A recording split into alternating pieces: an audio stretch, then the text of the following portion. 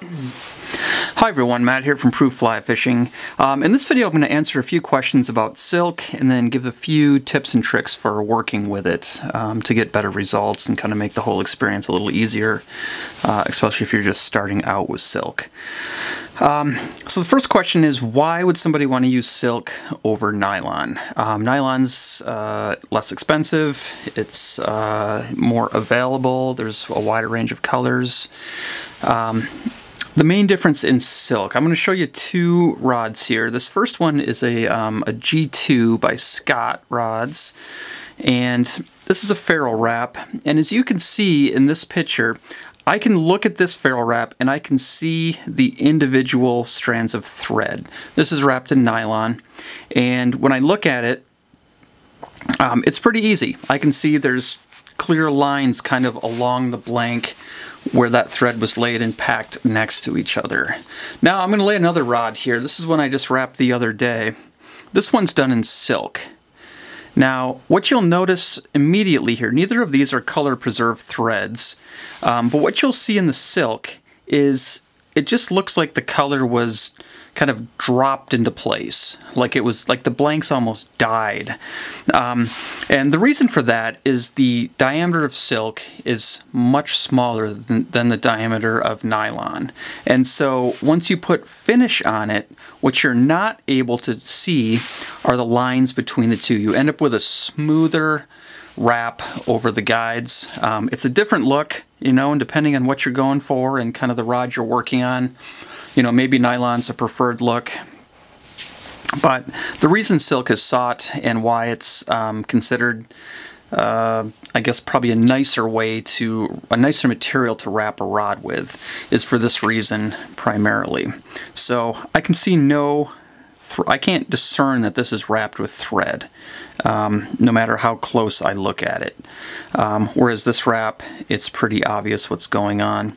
I can even see the tag ends here under a small little metallic trim band that they did. You can see them right there. But that's the main difference. As far as strength goes, you know, silk is a natural protein fiber. Whereas nylon, of course, is man-made. But silk has an unbelievable tensile strength to it.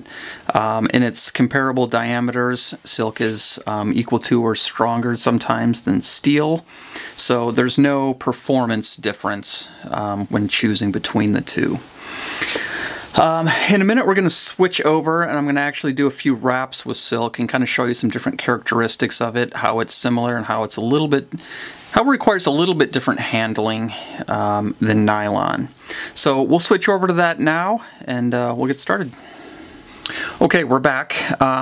So I have a clear blank in the rod wrapping jig, and I've got silk running through a book. Today I'm using the silk we carry on the site. It's called Kimono, and I'm going to be using a mossy oak color today just so you can see it against the blank a little bit. So again, another question I get as far as tensioning silk. Some people say you have to tension just the spool because it's such a delicate material that if you tension the thread that you'll fray it. And that might be true if you're running it through like a metal tensioner. Some people use tensioners from sewing machines. I'd just make sure you check it for any sort of rough surfaces or burrs. But my preferred method is to run it through a book. If you've watched my other videos, you can kind of see how that works. But again, nothing fancy, no real special handling as far as tensioning it. Some people kind of overthink that a little bit. So just a little comparison here. I have a standard size A nylon thread here, and I'm just going to hold them kind of tight. I'm not sure exactly how well you're going to be able to see the diameter difference there, but depending on the silk, it can be, you know, half the size, sometimes significantly smaller. Kimono is kind of a mid-range silk. It's easy to work with if you're just starting out, and you can get, you know, fantastic results with it with just a little bit of practice.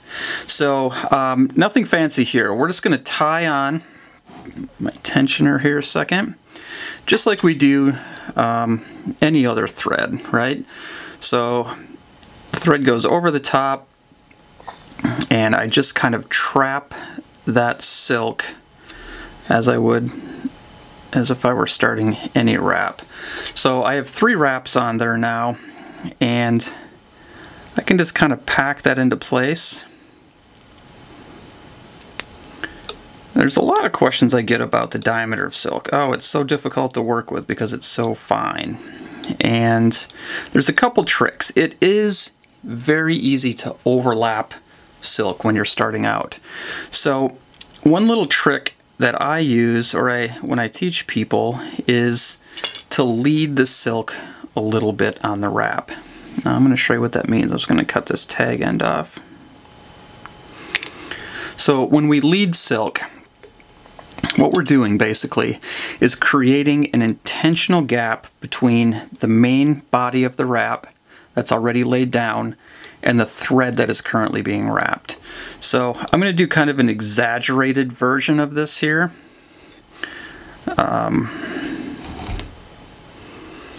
Just adjust one thing a second. There we go. So again, this is exaggerated. You don't necessarily want to do it spaced this much.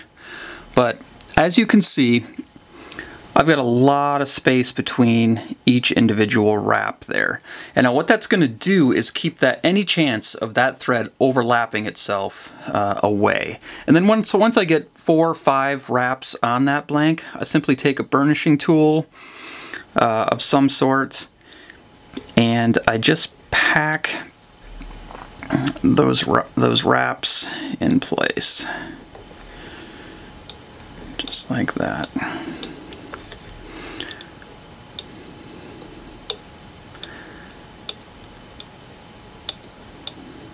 And again, normally I wouldn't lead it quite so much, but I wanted you to be able to see it, so you get a sense of the idea of what's going on there. So we can keep going. If you do overlap, basically how it'll show up when you're done, you'll have, I'll see if I can overlap this once just to show you. You'll be looking down at your wrap, and I'm going to move some of this light away so we can hopefully see it a little bit better. And what you'll notice is the wrap will be even for most of it, and then you'll see like a line, and you'll think, oh, maybe I didn't pack that, or something else happened. But really what happened is you ran the silk over top of itself, kind of creating a double layer of silk. And that created this line in the wrap. So to get rid of that, you can simply unwrap it. And then if you have a bunch of slack, you can just use your finger to provide tension on it. And again, we're creating a little bit of space between those wraps. And now that we've got those in place, we're just going to pack that silk together.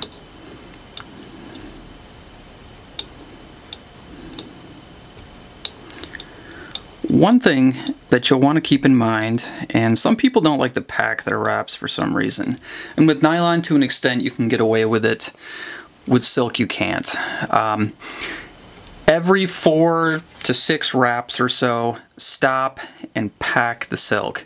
Silk has a little more natural stretch to it than nylon will, and also the fine diameter. Once you put finish on there, if you haven't packed and you see a gap, or there's a gap there that maybe you can't see right now, but when you put finish on, you'll see the blank through it. So make sure when you're wrapping, take the time and pack the silk. Now you don't have to pack it super hard. You pack it too hard and you can actually overlap it on itself. So don't go crazy with it. But the next thing I want to show you, I'm going to tape a guide in place. Let me find one a second. And what I want to show you is getting silk up over the foot of the guide. Sometimes it's very easy to get to that guide, and you try to figure out, oh, the silk's so fine, I can't get it up over the guide foot and have it look nice. So we're going to tape a guide in place here a sec. And I'll show you. This is a trick I believe I covered in another video, but it never hurts to kind of get to it again. So I'm just going to kind of skip over to where this guide is, and I'm going to go right up on the guide foot. I'm not going to be shy about how far up on that guide foot I go. It might even be as much as like a 32nd of an inch up onto the guide foot, and I don't care if there's a gap over that toe of the guide right now. We're just getting up at the guide. So when I get up there, I'm going to do a few wraps. I'm going to build up what I'm going to call like a little thread dam, and then we're going to move that dam into place. So now I've got probably 5 or 6 wraps on top of the guide foot. There's still a gap. The toe of that guide is still exposed. I'll show it to you right there. You can see it kind of poking through the silk. So what we're going to do is take a burnishing tool, and very gently we're going to work our way around that guide, and we're going to move that kind of bundle of silk closer to the toe of the guide. And we're just going to keep doing that until it covers the toe completely. Doesn't have to be huge movement with every one, but we are moving that whole bundle. You can probably see that move a little bit every time. And now we're just about there. I'll do a couple more. And this is only for guides that are giving you an issue. Like sometimes stripping guides can be an issue. If you're using good snake guides, generally there's not too much problem here. But there it is. Now we're up on the guide. The toe of that guide is completely concealed under the silk, and there was no problem at all kind of getting up onto the guide foot because we just started on top of it, created a little bundle, and then moved it in place. You don't have to wrap with a ton of tension to make this work either. That's another probably error that people do make with silk, is that they wrap with way too much tension to the point where that silk is just being stretched. Wrap with the same tension you wrap nylon with. I would say medium tension. You don't want slack in your line, but you don't need that pulled so tight like it's a guitar string or something. So that's pretty much it for silk. Make sure you pack it. When you're done with silk, when you get the whole wrap done, again, we're going to use our burnishing tool. This is the handiest thing to have in your hand. It's in my hand for every single wrap I do. You can gently kind of polish that silk. Now, why do we do that? Silk is, it's a fiber, and when a fiber is wound around a tight diameter like a blank, you get fibers that will break loose from it, and those will stick out a little bit. Sometimes you'll see them, sometimes you won't, but you don't have to go crazy. And what burnishing is doing is taking those little fibers that may have like broken or be sticking up, and it's just polishing them into place. So the end result is a wrap that's a lot smoother than it would be otherwise. But again, don't go crazy. If you've done trim bands in silk, stay away from those with a burnisher, because unless you're extremely careful, a 4-turn trim wrap does not have that much thread holding it in place. So you go over it with like a burnishing tool and you're like polishing it away, it's just going to come loose on you, and then you'll have to wrap it again. So what's the end result of this? So this is with a little bit of Threadmaster on it. It needs another coat so you can kind of see some of the silk on the top of that, but with one more coat, it'll disappear. But yeah, the color you get, it just looks like the color was poured into place. It's just beautiful. And the smaller diameter creates a tighter wrap. It doesn't bulge out from the blank quite as much, which is kind of a nice professional aesthetic there.